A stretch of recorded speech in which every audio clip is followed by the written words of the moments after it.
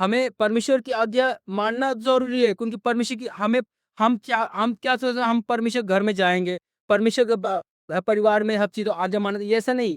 हम any time जो छोटी-छोटी चीज़ें करते हैं, चाहे अपने काम-धंधे में हो, अपनी जॉब में हो, अपने किसी पीढ़ी में हो, परमेश्वर की हर आज्ञाओं को मानना चाहिए, अपने पड़ोसी को अपने समान प्रेम रखना चाहिए, अपने सताने वालों से प्यार करना चाहिए।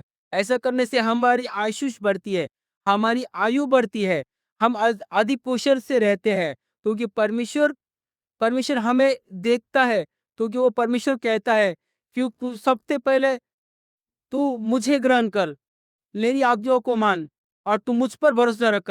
धरती की हर आशीषें मैं तुझे दूंगा। भजन संहिता 104 का 5 वचन कहता है। पढ़ते हम लोग भजन संहिता 105 का वचन में, यहोवा उसकी सामर्थ्य को खोजो, उसके दर्शन के लगातार खोजी बने रहो। परमेश्वर की आज्ञा पहले पहले परमेश्वर आज्ञा कहती है, यहोवा उसकी सामर्थ्य खोजो, उसके दर्शन के खोजी बनो। इसका मतलब ये हुआ कि पहले हमें यहोवा को खोजना है, उसके दर्शन का अभिलाषी रहना है। हमें उसके हमें अपने आत्मा, अपने प्राण, अपनी पूरी चीजों में परमेश्वर को बसा लेना है और ग्रहण करना है। हमें जब हम किसी चीजों को ना लेना, परमेश्वर पे देखो, सब कुछ निर्भरता परमेश्वर पे छोड़ दो। देखो तुम्हारे जीवन में परमेश्वर बड़े चमत्कार के काम करेगा, अद्भुत काम करेगा। जब कोई मैन ऑफ द गॉड आपके लिए प्रार्थना करे, कोई आपके ऊपर हाथ रखे, तो जब प्रार्थना करे तो कभी प्रार्थना में पुड़कुड़ाना नहीं, बड़बड़ाना नहीं, क्योंकि आपके लिए जो भी कहता है वो सामने वाला परमेश्वर का दास जो भी कहता है वो अपने आप से नहीं कहता, वो खुदा की ओर से कहता है। जो परमेश्वर बोलता है वही वो इसके जीवन में आता है, वही उससे लिए बातें करता है, क्योंकि मनुष्य का मुंह बोलना और उसको सुनना परमेश्वर की ओर से ही है, क्योंकि उसका वचन कहता है। यशायाह 41 का 10 वचन निकालते हैं हम लोग। कोई पढ़ना चाहो तो पढ़ सकते हैं, है तो मैं पढ़ूंगा।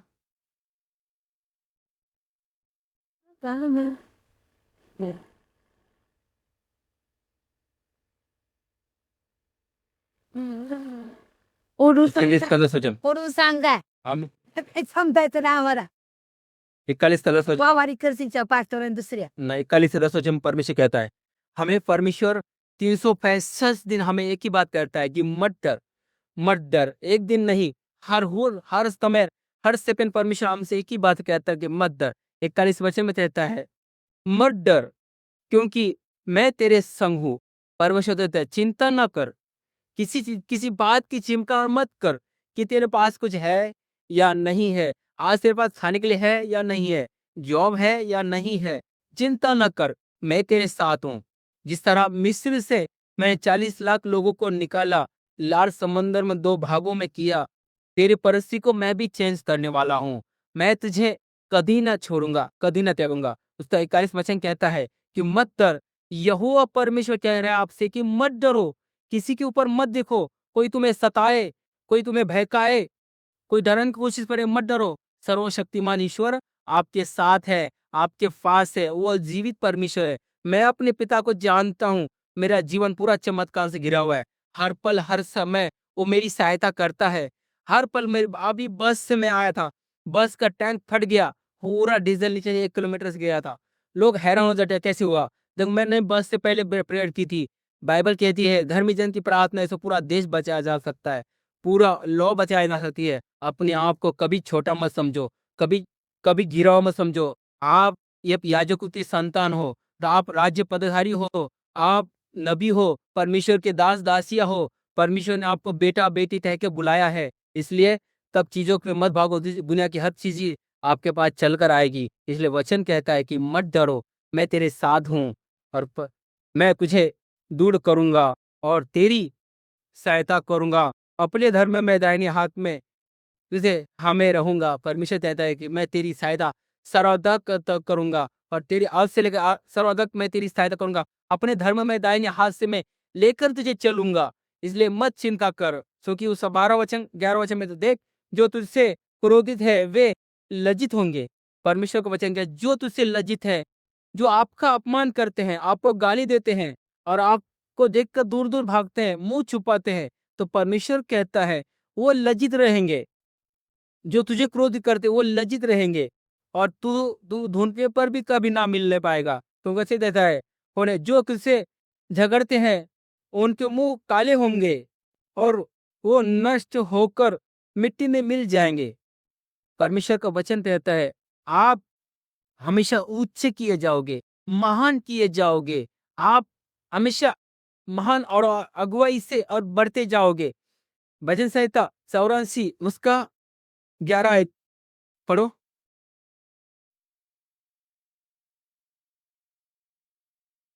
Fatih gıdakla.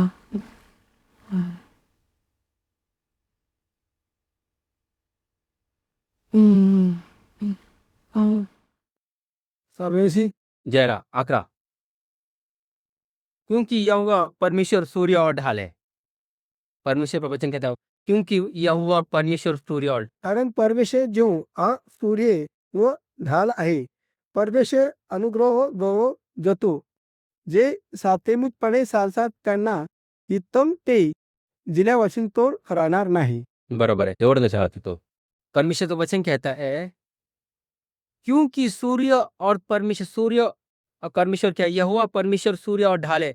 सूर्य इतना बड़ा नहीं है, ना चंद्रमा इतना बड़ा है, इधर की कोई यहोवा परमेश्वर सूर्य से भी और चंद्रमा सबसे ऊंचा है। परमेश्वर आपकी हर समय सहायता करता है और वो अनुग्रह करेगा। परमेश्वर का वचन कर वो हमेशा अनुग्रह करेगा। एकदम इसमें भी परमेश्वर ने टर्म कंडीशन दी है, इस वचन में भी टर्म कंडीशन दी है। तो वहां पे लिखा है यहोवा क्योंकि सूर्य और ढाल है, यहोवा अनुग्रह करेगा और महिमा देगा, और जो लोग खरी चाल चलते हैं उससे कोई अच्छी वस्तु रखना छोड़ेगा। परमेश्वर वचन कहता है कि जब आप खरी चाल चलते हो, परमेश्वर को भाता और बलिदान देते हो, पर आप खराई से सच्चाई से जब चलते हो, अपनी वाणी को नम्र कहते हो, नीति वचन का 18-21 वचन कहता है जीव के वश में मृत्यु और जीव के वश में जीवन, जो इससे काम में लाने जानता है उसको फल वो भोगेगा। अब इसलिए आप अपने मुंह को नम्र कीजिए, जिस तरह मसीह ने जीवन जिया इस तरह आप भी अपने जीवन को जिए। और कोशिश करें अपने मुंह से कभी गालियां ना निकले। हमें आशीष चाहिए तो परमेश्वर की स्वर्ग से हमें चाहिए कि हमें अपने आप को नम्र करना पड़ेगा, हमें एकदम दीन करना पड़ेगा।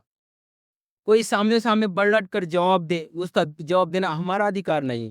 कोई हमें गाली दे तो हमारा अधिकार नहीं उसको गाली देने का। पलटा लेने वाला परमेश्वर है, उसे परमेश्वर का हक उसे माफ कर दो। देखो परमेश्वर तुम्हारे जीवन में कार्य करता है। परमेश्वर इतना दयालु है कि मेरे जितने भी दुश्मन, मेरे जितने वेरी है, आज मेरे सामने फीके पड़ते हैं। क्यों? कि मैंने पहले स्थान परमेश्वर को दिया। मैं जब प्रार्थना में रहता हूँ तो 6-6, 7-7 घंटे में घुटनों में रहता हूँ। मैं बिना मैंने मैंने पहला स्थान परमेश्वर को दिया। मैं अपने जीवन में अपने पत्नी, अपने बच्चों से, मैं अपने फाइनेंस, अपने बिजनेस से पहला स्थान में परमेश्वर को देता हूँ। मेरे पास कुछ है या नहीं है, मुझे कोई फर्क नहीं पड़ता। मैंने पूरे परिवार को एक ही बात कही है, तुम मेरे जीवन में रहो या ना हो मुझे महत्व नहीं। मुझे पहला परमेश्वर पहला स्थान है। मैंने अपने जीवन पहला स्थान उसे परमेश्वर को दिया, परमेश्वर से उसके सेवकाई को दिया, और तीसरा स्थान परिवार को है। ये नहीं कि मैं परिवार को छोड़ूं परमेश्वर सेवा करूं, ये नहीं हो सकता। परमेश्वर के बच्चों की भी सेवा करनी है और परिवार और परमेश्वर को दोनों को भी मानना है। लेकिन सबसे पहले परमेश्वर को स्थान दो, उसके घर को स्थान दो, उसके घर में क्या चीजें लगती है उसकी जरूरतों को देखो।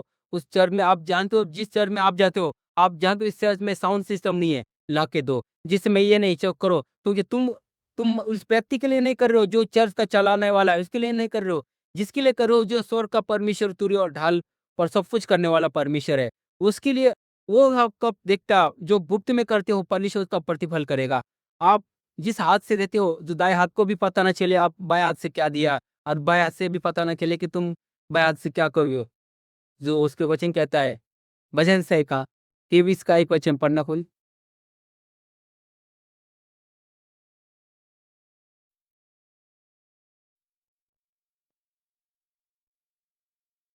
नती म्हणजे सांगायचं असं नोतीमध्ये ना हाताने नाही घ्यायचं म्हणजे असं नाही, मी जेटा बोलतो ना, मी जे भी बोलतो वचन जे देतोय, मी माझ्या स्वतःहून कधी वचन देत नाही। मी हे वचन कधी मी पुलपेट एंट्री करतो।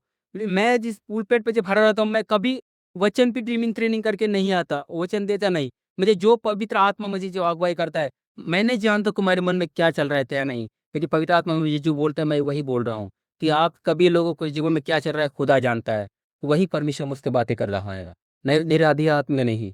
अपना वचन थोड़ा सा मैं खत्म करता हूँ, आगे का वचन पाके हाथ में लेता हूँ। अगर गलती हुई तो ये माफ कर देना अपना कट कर।